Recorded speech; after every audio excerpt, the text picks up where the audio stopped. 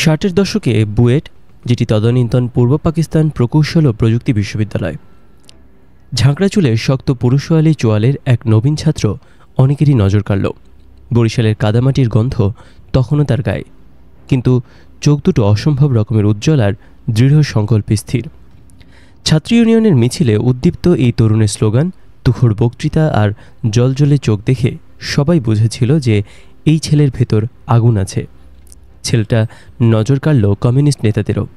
Communist পার্টিতে যুক্ত হলো। ছাত্র অবস্থাতে পার্টি কংগ্রেসে ছিলেন ছাত্র প্রতিনিধি। তখনও কমিউনিস্ট আন্দোলনের ভাঙন শুরু হয়নি। বুভুক্ষের মতো এই তরুণ পড়েন মার্কস ও লেনিনের বই। বিপ্লবের স্বপ্নে বিভোর এই তরুণের চোখ মুখের দৃঢ়তা হয়তো সকলেই দেখত, কিন্তু কেউই হয়তো বুঝতে পারেনি যে সে নিজেকে তৈরি করছে ভবিষ্যতের বিপ্লবের জন্য। ছেলেটির ডাকনাম সেরা, পুরো নাম সিরাজ শিকদার। এর মধ্যেই পার্টি ভাঙল, ছাত্র ইউনিয়নও ভাঙল। সিরাজ যোগ দিলেন মেনন গ্রুপে। মেনন গ্রুপের সহসভাপতি হলেন তিনি। ছাত্রজীবন শেষ হল সেই বছরেই। তিনি যোগ দিলেন সিএনবির কনিষ্ঠ প্রকৌশলী পদে। কিন্তু যার চোখে বিপ্লবের স্বপ্ন, তিনি কি আর ৯টা ৫টার অফিসে বসে কাজ করতে পারেন? ৩ মাসের মধ্যেই চাকরি ছেড়ে দিলেন, যোগ দিলেন এক বেসরকারি কোম্পানিতে। ১৯৬৮ সালের ৮ই জানুয়ারি কয়েকজন সমমনাকে নিয়ে গঠন করলেন পূর্ব বাংলার শ্রমিক আন্দোলন নামে একটি প্রস্তুতি সংগঠন। এই শ্রমিক আন্দোলনকে তিনি ১৯৭১-এর ৩রা জুন বরিশালের পেয়ারা বাগানে সর্বহারা পার্টিতে রূপান্তরিত করেন। ১৯৭০ সালে সিরাজ শিকদার বিপ্লবী পরিষদ বিভিন্ন জেলায় পাকিস্তানি প্রশাসন ও শ্রেণীর বিরুদ্ধে গেরিলা অপারেশন চালায়। ১৯৭১ সালের ৮ই জানুয়ারি তারা ঢাকা, মুন্সিগঞ্জ ও ময়মনসিংহে উড়ান স্বাধীন পূর্ব বাংলার পতাকা। ১৯৭১ সালের ২রা মার্চ এই বিপ্লবী পরিষদ শেখ মুজিবুর রহমান ও আওয়ামী লীগের উদ্দেশ্যে একটি খোলা চিঠি লেখে, যা লিফলেট আকারে সারা দেশে প্রচার করা হয়। এর ৪ নম্বর দফাটি ছিল পূর্ব বাংলার দেশপ্রেমিক রাজনৈতিক দলের প্রতিনিধি ও ব্যক্তিদের সমন্বয়ে জাতীয় মুক্তি পরিষদ বা জাতীয় মুক্তিফ্রন্ট গঠন। সিরাজ শিকদার কবিতাও লিখতেন। কবিতাগুলো উঁচুমানের কাব্য না হলেও সেই কবিতার ছত্রে ছত্রে মিশে থাকত মাও সেতুংয়ের বিপ্লবী রণকৌশল। তার একটি কবিতার লাইন, আর কয়েকটা শত্রু খতম হলেই তো গ্রামগুলো আমাদের, জনগণ যেন জল, গেরিলারা মাছের মতো সাঁতরায়। ১৯৭১-এ মার্চ মাসের ১ তারিখে প্রেসিডেন্ট ইয়াহিয়া খান যখন সংসদ অধিবেশন স্থগিত করার ঘোষণা দেন, উত্তাল হয়ে ওঠে গোটা পূর্ব পাকিস্তান। পরদিন পূর্ব বাংলার শ্রমিক আন্দোলন শেখ মুজিবকে সশস্ত্র মুক্তিযুদ্ধ শুরু করার আহ্বান জানায়। একই সঙ্গে সংগঠনটির সর্বস্তরের দেশপ্রেমিক প্রতিনিধিদের নিয়ে একটি অস্থায়ী বিপ্লবী জোট সরকার গঠন এবং সশস্ত্র মুক্তিযুদ্ধ পরিচালনার জন্য জাতীয় মুক্তি পরিষদ গঠনের অনুরোধ জানায়। শেখ মুজিব তখন ব্যস্ত আলোচনার মাধ্যমে সমাধানের পথ খুঁজতে। শেখ মুজিব ও তার নেতৃত্বাধীন আওয়ামী লীগ সিরাজ শিকদারের নেতৃত্বাধীন শ্রমিক আন্দোলনের এই খোলা চিঠি আমলে নেননি, পুরোপুরি অগ্রাহ্য করেছিলেন। হতে পারে নির্বাচনে নিরঙ্কুশ জয় পাওয়ার পর আওয়ামী লীগ তখন একলা চলো নীতিতে অটল। মুজিবনগর সরকার ১৭ এপ্রিল শপথ নেওয়ার পর সেই সরকারের প্রতি আরেকটি খোলা চিঠি দেওয়া হয় শ্রমিক আন্দোলনের পক্ষ থেকে। সেখানে যুদ্ধের ময়দানে করণীয় বিষয় তুলে ধরা হয়। তবে এবারও প্রবাসী সরকার শ্রমিক আন্দোলনের সেই চিঠিতে দৃশ্যপাত করেনি। কিন্তু সিরাজ শিকদার থেমে থাকেননি। পাকিস্তানি বাহিনীর গণহত্যার পর তিনি বরিশালের পেয়ারা বাগানে ৩০ এপ্রিল গড়ে তোলেন জাতীয় মুক্তি বাহিনী। ৩রা জুন পার্টির নতুন নাম দেয়া হয় পূর্ব বাংলা সর্বহারা পার্টি। ১৯৭১ সালের অক্টোবরে সর্বহারা পার্টি দলের গেরিলাদের নির্দেশ দেয় পাকিস্তানি বাহিনী, ভারতীয় বাহিনী ও আওয়ামী লীগের বিরুদ্ধে যুদ্ধ পরিচালনা করতে। কারণ সিরাজ শিকদার পাকিস্তানকে ঔপনিবেশবাদী, ভারতকে বৈরী আধিপত্যবাদী এবং আওয়ামী লীগকে ভারতপন্থী সুবিধাবাদী ও আধিপত্যবাদী গণবিরোধী শক্তি হিসেবে চিহ্নিত করেছিলেন। বরিশাল থেকে শুরু করে বিক্রমপুর, মানিকগঞ্জ, পাবনা, ময়মনসিংহ বিভিন্ন অঞ্চলে সর্বহারা পার্টির গেরিলারা পাক বাহিনীর সঙ্গে বীরত্বপূর্ণ লড়াই করে। ১৯৭১ সালের আগস্ট পর্যন্ত দেশের অভ্যন্তরে থেকে লড়াই সংগ্রাম করেছে মূলত এদেশের বিভিন্ন কমিউনিস্ট পার্টি ও গ্রুপ, যার মধ্যে সর্বহারা পার্টি অন্যতম। বরিশাল অঞ্চলে অসংখ্য সফল হামলা চালিয়ে সর্বহারা পার্টি পাকিস্তানি বাহিনীকে ব্যতিব্যস্ত করে তোলে। তবে স্বাধীনতার যত ইতিহাস লেখা রয়েছে সেখানে বরিশালের সর্বহারা পার্টির অবদানকে খুব কৌশলে উজ্জ্বল রেখেছেন রাজনৈতিক মদতপুষ্ট ইতিহাসবিদরা। দুঃখজনক হলেও সত্যি, আওয়ামী লীগ ও সর্বহারা পার্টির সম্মুখ যুদ্ধে ১৯৭১-এর নভেম্বরের মধ্যে সর্বহারা পার্টির অনেক সদস্য নিহত হয়েছিল। 1757 সালে পলাশীর যুদ্ধে নিখাদ দেশপ্রেমের স্বাক্ষর রেখে জীবনদানের বিনিময়ে বাঙালির জাতীয়তাবাদী রাজনৈতিক চেতনার বীজ বপন করেছিলেন নবাব সিরাজউদ্দৌলা। এর 200 বছর পর বাংলার বঞ্চিত নিপীড়িত গণমানুষের আর্থসামাজিক রাজনৈতিক মুক্তির শপথে উদ্দীপ্ত আরেক যুবকের আবির্ভাব ঘটেছিল এর ভেজা মাটির কোমল বুকে। তিনি আরেক সিরাজ, অর্থাৎ আরেক প্রদীপ সিরাজ শিকদার। 1970 সালে তিনি পাকিস্তানের ঔপনিবেশিক শাসনের বিরুদ্ধে সশস্ত্র সংগ্রাম শুরু করেছিলেন। 71 জানুয়ারির গোড়াতেই পূর্ববঙ্গের বিস্তীর্ণ অঞ্চলে উড়িয়ে দিয়েছিলেন স্বাধীন বাংলার পতাকা। 1 মার্চের ঘটনার পরদিনই শেখ মুজিবকে সশস্ত্র মুক্তিযুদ্ধ শুরু করার আহ্বান জানিয়েছিলেন। একই সঙ্গে দেশপ্রেমিক প্রতিনিধিদের নিয়ে অস্থায়ী বিপ্লবী জোট সরকার গঠন এবং সশস্ত্র যুদ্ধ পরিচালনার জন্য জাতীয় মুক্তি পরিষদ গঠনেরও আহ্বান জানান। 71 এপ্রিলে গড়ে তোলেন জাতীয় মুক্তি বাহিনী। অক্টোবরে তিনি একই সাথে পাকিস্তানি ও ভারতীয় সামরিক বাহিনী এবং মুজিব বাহিনী সহ আওয়ামী লীগের সশস্ত্র ব্যক্তিদের বিরুদ্ধে যুদ্ধ ঘোষণা করেছিলেন।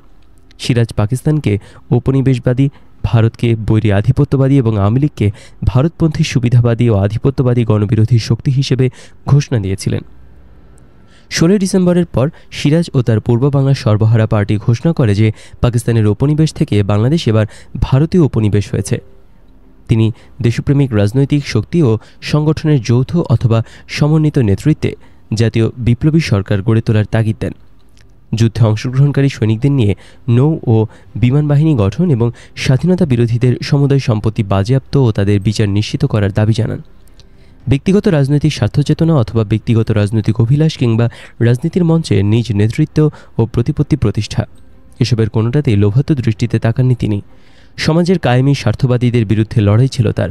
স্বাধীনতা ও মুক্তিযুদ্ধের চেতনা ও মূলমন্ত্র থেকে বিচ্যুত সরকার ও তার সমর্থক পৃষ্ঠপোষক কায়েমি স্বার্থপর সামাজিক গোষ্ঠী বাঙালির এই নতুন সিরাজ, নতুন আলোর প্রদীপকে মেনে নিতে পারেনি।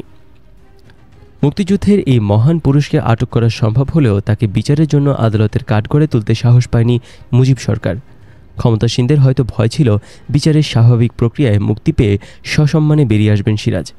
দেশের তরুণ ও যুব সমাজ গণমানুষের মধ্যে এমনিতেই তার যে জাদুকরী জনপ্রিয়তা তৈরি হয়েছে, তার উপর আদালতের অমন কোনো সিদ্ধান্ত তাকে অসম রাজনৈতিক ভাবমূর্তি এনে দিতে পারে, যে ভাবমূর্তি তখনকার রাজনৈতিক মঞ্চের প্রাণপ্রধান পুরুষের জন্য চ্যালেঞ্জিং হয়ে উঠতে পারত। আর সে কারণেই কি শেখ মুজিব তাকে বিচারের সম্মুখীন করার কোনো চেষ্টা না করে স্বাধীন রাষ্ট্রের ইতিহাসে সর্বপ্রথম বিচার বহির্ভূত হত্যার দ্বারে বলি দিলেন? রাষ্ট্রের ইতিহাসে প্রথম বিচার বহির্ভূত হত্যার উপাখ্যান রচিত হল মুজিব সরকারের প্রয়োজন অনুযায়ী। স্বাধীনতার পরে সর্বহারা পার্টি মনে করত পাকিস্তানের উপনিবেশ থেকে দেশ এবার ভারতীয় উপনিবেশ হয়েছে। এ সময় নতুন বাংলাদেশে রাজনৈতিক ঐক্য গড়ে তোলার প্রশ্নে সর্বহারা পার্টি সরকারের প্রতি একটি খোলা চিঠি লেখে। ওই চিঠিতে ভারতীয় সেনাদের অনতিবিলম্বে সরিয়ে নেওয়া, যুদ্ধে অংশগ্রহণকারী সৈনিকদের দিয়ে নৌ, বিমান, স্থলবাহিনী গঠন করা, স্বাধীনতা বিরোধী ব্যক্তিদের সম্পত্তি বাজেয়াপ্ত করা এবং তাদের বিচার নিশ্চিত করার কথা বলা হয়। এতে সব দেশপ্রেমিক রাজনৈতিক সংগঠনের নেতৃত্বে জাতীয় বিপ্লবী সরকার গঠনসহ 27টি দাবি পেশ করা হয়। তবে মুজিব সরকার আগের মতোই সরবরাহ পার্টির একটি দাবিতেও কর্ণপাত করেনি। এরপর সিরাজ শিকদার পূর্ব বাংলার তথা বাংলাদেশকে ভারতের উপনিবেশ হিসেবে উল্লেখ করে পূর্ব বাংলার বীর জনগণ, আমাদের সংগ্রাম এখনও শেষ হয়নি, পূর্ব বাংলার অসমাপ্ত জাতীয় গণতান্ত্রিক বিপ্লব সম্পন্ন করার মহান সংগ্রাম চালিয়ে যান মর্মে একটি গুরুত্বপূর্ণ রাজনৈতিক দলিল পেশ করেন, যেখানে আওয়ামী লীগকে জাতীয় বিশ্বাসঘাতক ও বেঈমান হিসেবে উল্লেখ করে তাদেরকে ভারতের দালাল হিসেবে চিহ্নিত করা হয়। 16 ডিসেম্বরকে কালো দিবস হিসেবে ঘোষণা করা হয়। সর্বহারা পার্টির ডাকে 1973 ও 1974-এর বিজয় দিবসে দেশব্যাপী হরতাল পালন করা হলে মাওলানা ভাসানী বিবৃতি দিয়ে তা সমর্থন করেন। ওই সময় দেশব্যাপী গণতন্ত্র ভিত্তিক সম্পন্ন পার্টি গড়ে তোলায় মনোনিবেশ করেন। সিরাজ শিকদার দিনে দিনে জনপ্রিয় নেতা হয়ে উঠতে থাকেন। ছাত্র তরুণরা দলে দলে তার সংগঠনে যোগ দিতে থাকে। সামরিক বাহিনীর কিছু অফিসারের মধ্যে সিরাজ শিকদারের বিপুল প্রভাব ছিল। 1974 সালে দলটির ব্যাপক বিকাশ হয়, তবে এই সময় তার দলে অনেক অবাঞ্ছিত ব্যক্তির অনুপ্রবেশ ঘটে। 1973 সাল থেকে বিভিন্ন স্থানে পুলিশ ফাঁড়ি, থানা, বাজার ও ব্যাংক লুটের ঘটনা ঘটতে থাকে। এর অনেকগুলোতে আব্দুল হকের নেতৃত্বাধীন পূর্ব বাংলার কমিউনিস্ট পার্টি এবং পাকিস্তানের সিরাজ শিকদারের পূর্ব বাংলার সর্বহারা পার্টি জড়িত থাকার অভিযোগ ওঠে। সিরাজ শিকদার সেই দিনের গ্রামগঞ্জ ও শহরের কিছু লোকের কাছে, বিশেষ করে যারা সরকারি কর্মকাণ্ডে হতাশ ছিলেন, রবিন হুডের মতো এক আকর্ষক চরিত্র হিসেবে আবির্ভূত হন। তিনিও তার সঙ্গীদের ছদ্মবেশে অতর্কিত উপস্থিতি ও নিমিষে মিলিয়ে যাওয়া নিয়ে সে সময় বেশ রোমাঞ্চকর গল্প শোনা যেত। তার দল সর্বহারা পার্টির সদস্যদের প্রচারপত্র বিলি, হঠাৎ চিকা মারা এবং অতর্কিতে পুলিশ ও রক্ষী বাহিনীর ওপর হামলা চালানো নিয়ে লোকজন, বিশেষ করে আইনশৃঙ্খলা বাহিনী, উদ্বিগ্ন ও আতঙ্কিত থাকত।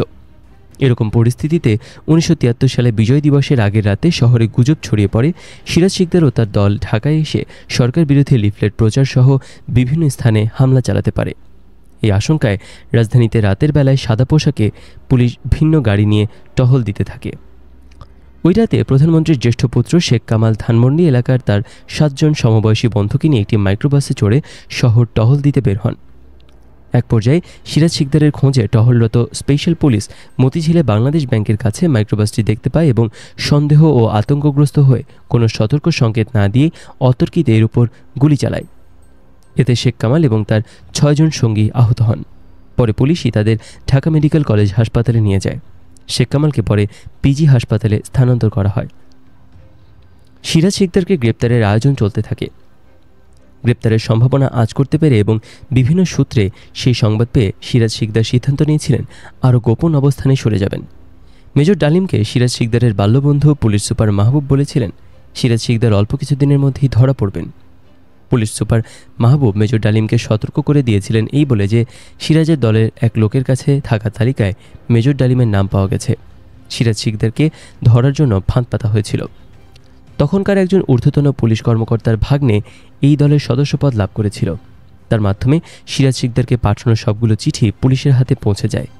এভাবেই পুলিশ জানতে পারে চট্টগ্রামে 75-এর 1 জানুয়ারি তার বৈঠকের কথা। চট্টগ্রামের হালি শহরে বৈঠকে নির্ধারিত সবাই উপস্থিত ছিলেন। বৈঠক শেষ হওয়ার আগে নিয়ম ভঙ্গ করে একজন সদস্য বাইরে ঘুরে আসার কথা বলে চলে যায়, কিন্তু সে আর ফিরে আসেনি। অথচ নিরাপত্তার কারণে সেই বৈঠক নির্ধারিত হয়েছিল সকলের আগে কুরিয়ার সহ বেরিয়ে যাবেন সিরাজ শিকদার। মিটিং শেষে কুরিয়ার সহ সিরাজ শিকদার একটি বেবি ট্যাক্সি ভাড়া করেন। এই সময় তার পরনে ছিল ঘিয়ে রঙের প্যান্ট, টেট্রনের সাদা ফুল শার্ট এবং চোখে সানগ্লাস, হাতি ব্রিফকেস। হালি শহরে বৈঠক শেষে যখন তার বেবি ট্যাক্সিতে উঠছেন, ঠিক সেই সময় আরেকজন অপরিচিত ব্যক্তি তাদের কাছে লিফট চায়। সিরাজ শিকদার তার চাপাচাপিতে আগন্তুককে বেবি ট্যাক্সিতে নিতে বাধ্য হন। পুলিশ চট্টগ্রাম শহর থেকে হালি শহর পর্যন্ত পুরো রাস্তার উপর কড়া নজর রেখেছিল। বেবি ট্যাক্সি যখন নিউ মার্কেটের কাছে আসে, তখন সেই অনাহূত সহযাত্রী লাফ দিয়ে বেবি ট্যাক্সির সামনে গিয়ে পিস্তল উঁচিয়ে ড্রাইভারকে থামতে বলে। ড্রাইভার ভয়ে বেবি ট্যাক্সি থামিয়ে দেয়। সঙ্গে সঙ্গে চারপাশ থেকে স্টেনগান হাতে সাদা পোশাকের পুলিশ ঘেরাও করে ফেলে বেবি ট্যাক্সিটি। ঘটনার আকস্মিকতায় লোকজন জমে যায়। একজন ভদ্রলোকের এই পরিণতির কারণ জানতে চাইলে জবাব দেওয়া হয় সে একজন পলাতক কালোবাজারি, তাই তাকে এভাবে গ্রেপ্তার করা হচ্ছে। বেবি ট্যাক্সি আটক করার পরপরই 6 জন স্টেনগানধারী একজন এগিয়ে এসে তার চোখ বেঁধে ফেলে এবং হাত কড়া পরিয়ে দেয়। সঙ্গী মহসিনেরও ঘটে একই পরিণতি। গ্রেপ্তারের পর সিরাজ শিকদারকে নিয়ে যাওয়া হয় ডবল মোরিং থানায়। এই থানা থেকেই খবর পাঠানো হয় সর্বত্র। জরুরি ভিত্তিতে সেদিন সন্ধ্যায় চট্টগ্রাম ঢাকা বিমানে বন্দীদের জন্য আসন সংগ্রহ করা হয়। সন্ধ্যায় যে বিমানে করে তাদের ঢাকা নিয়ে আসা হয়, সেই বিমানটি যাত্রী নিয়ে আসছিল কক্সবাজার থেকে। চট্টগ্রাম পৌঁছানোর পর নিয়ম ভঙ্গ করে ঢাকাগামী যাত্রীদের কয়েকজন নেমে যেতে বলা হয়। যাত্রীরা নেমে গেলে একটি বিশেষ গাড়িতে করে নিয়ে আসা হয় বন্দীদের। ককপিটের পরই সামনের 4টি আসন সংরক্ষিত হয় ওদের জন্য।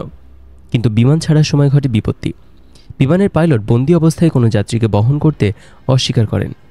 কিছুটা বাকবিতণ্ডের পর ঢাকার উদ্দেশ্যে পাড়ি জমায় ওই দিন বাংলাদেশ বিমানের শেষ ফকার বিমান ফ্লাইট।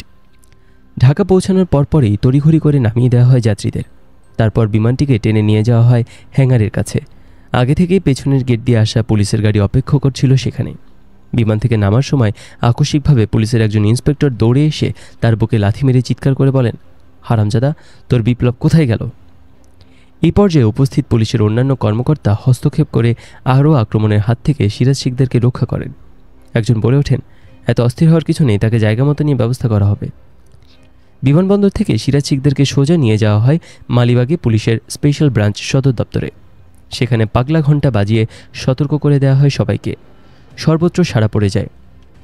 স্পেশাল ব্রাঞ্চের অফিস ঘিরে ফেলে কয়েকশো পুলিশ।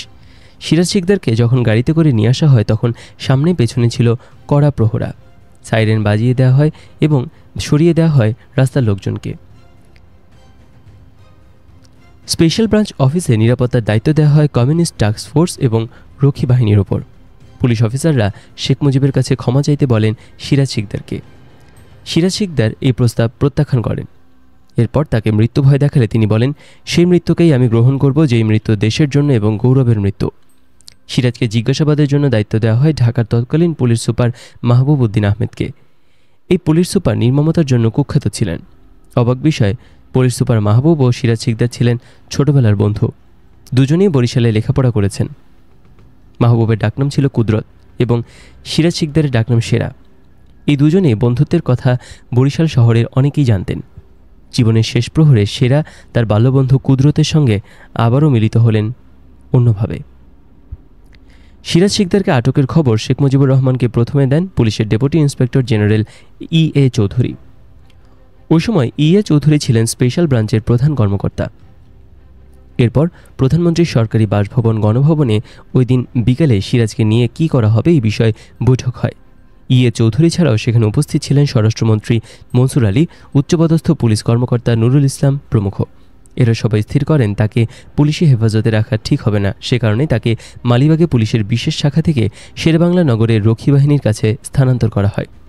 এই হস্তান্তরের আগে তাকে আনা হয় শেখ মুজিবের সামনে। রাত 10:30টায় পেছনে হাত বাঁধা অবস্থায় সিরাজ শিকদারকে মুখোমুখি করা হয় শেখ মুজিবের। তাকে দাঁড় করিয়ে রেখে প্রধানমন্ত্রী তখন আলাপে ব্যস্ত ছিলেন তার প্রাইভেট সেক্রেটারির সঙ্গে। এই সময় সিরাজ শিকদার প্রশ্ন করেন, রাষ্ট্রের প্রধানমন্ত্রী হিসেবে কাউকে বসতে বলার সৌজন্যবোধ কি আপনার নেই? সঙ্গে সঙ্গে পেছন থেকে একজন পুলিশ সুপার এসে এগিয়ে পিস্তলের বাঁট দিয়ে তার মাথায় আঘাত করেন। গণভবনে কথা কাটাকাটির পর তাকে নিয়ে যেতে বলেন শেখ মুজিব। রাত তখন 12টা। মধ্যরাতেই শোরগোল বেঁধে যায় শেরেবাংলা নগরীর তৎকালীন রক্ষী বাহিনী হেডকোয়ার্টারে। তাড়াহুড়ো করে সেখানে আটক অন্য বন্দীদের নিয়ে যাওয়া হয় অন্যত্র। সমগ্র এলাকা আলোকিত করে জ্বালিয়ে দেওয়া হয় সার্চলাইট।